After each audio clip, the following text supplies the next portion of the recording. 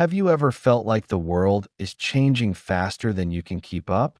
Like the ground is shifting beneath your feet and you're not sure what's coming next? If you have, you're not alone. I believe the next decade is going to be a psychological and emotional pressure cooker for most people. The speed of change in technology, the economy, and our society is accelerating at a pace we've never seen before. The hard truth is, most of us are not prepared. My message today isn't about fear. It's about personal responsibility, resilience, and getting ready for this new reality. To explain why I feel so strongly about this, I need to share a bit about my own story. My childhood was far from easy. Those early experiences were tough, but they taught me something profound about human behavior. They showed me how our past creates emotional patterns that silently drive our lives. They're like invisible programs running in the background, dictating how we react to stress, fear, and uncertainty. The stories we tell ourselves about who we are and what our lives mean become our reality. If you tell yourself you're not good enough, or that life is unfair, that story becomes a cage.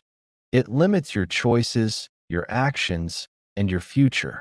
Changing your life isn't about some magic pill. It begins by finding those internal narratives and rewriting them. If you want to be resilient, you first have to understand and reshape the beliefs that are controlling you from the inside out. The human brain is wired for survival. Its primary job is to avoid pain and seek comfort. This mechanism kept our ancestors alive, but in the modern world, it can become our biggest weakness. We live in a comfort culture, one that tells us to avoid anything difficult, to run from discomfort. We're encouraged to find the easy path, the quick fix. But this creates a dangerous level of emotional fragility.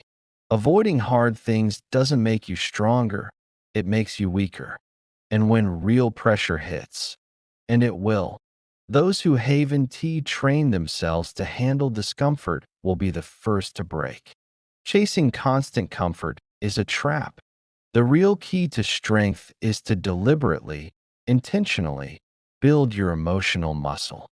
You have to learn to sit with discomfort, to face challenges head on, and to see difficulty not as a threat, but as an opportunity for growth. Let's talk about one of the biggest drivers of this change: technology. Artificial intelligence and automation aren't just science fiction anymore. They are here, and they are going to transform our economy faster than most people can possibly imagine.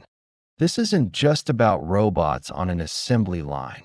This disruption is coming for white-collar jobs, for professional roles, for creatives. Many of the career paths that seemed safe and secure just a few years ago are going to radically change or disappear altogether. People who are still clinging to the old models of job security, go to school, get a degree, find a good company, and stay there for 40 years, are going to feel completely blindsided and betrayed by the future. The old systems can no longer be your safety net.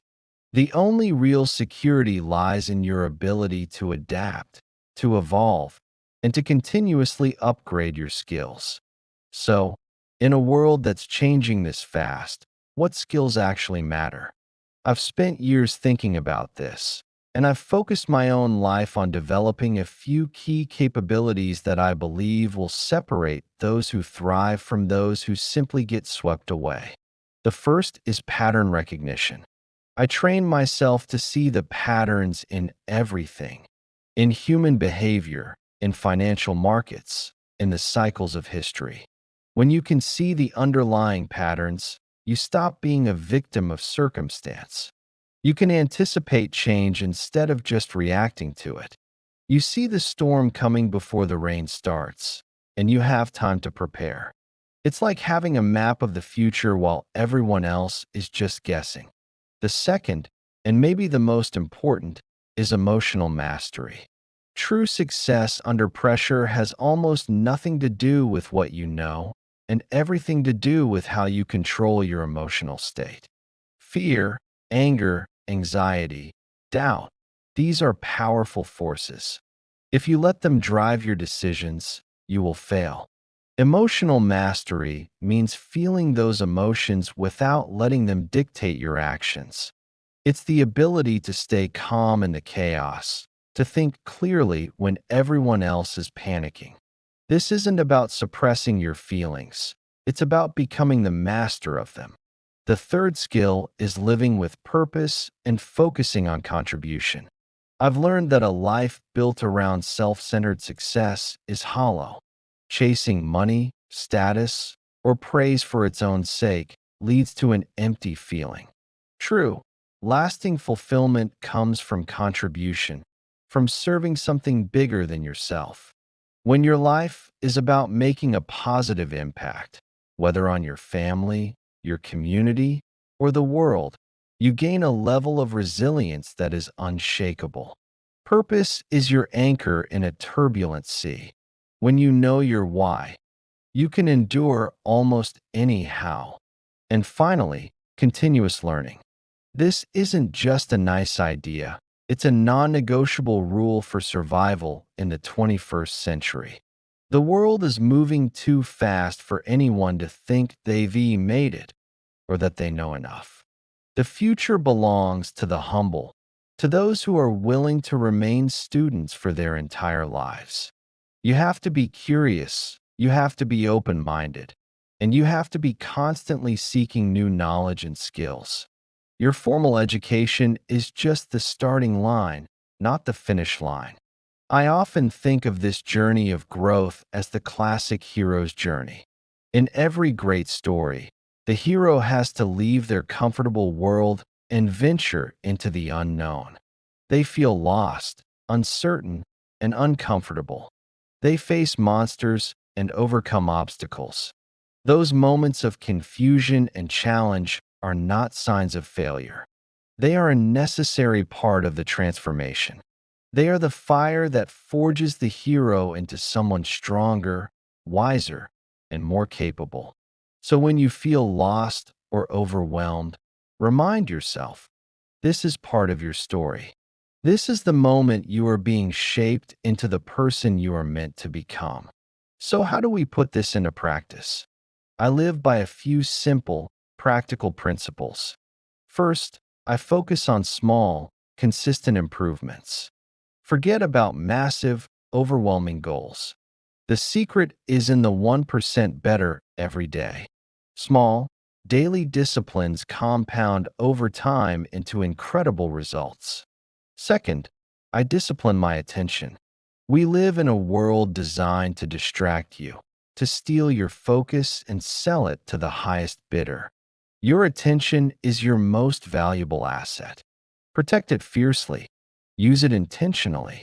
And third, I prioritize deep relationships and meaning over superficial things like status or money. At the end of the day, the quality of your life comes down to the quality of your relationships and the meaning you find in your journey.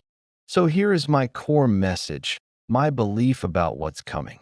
The next decade will demand more emotional intelligence, more adaptability, and more resilience than most people currently have. It will be a test. But for those who prepare now, for those who start the work of strengthening their mindset, upgrading their skills, and finding their purpose, this won't be a decade to fear. It will be a decade of opportunity. You won't just survive, you will lead. The work starts now, within you. Thanks for watching. If this message resonated with you, please follow along for more.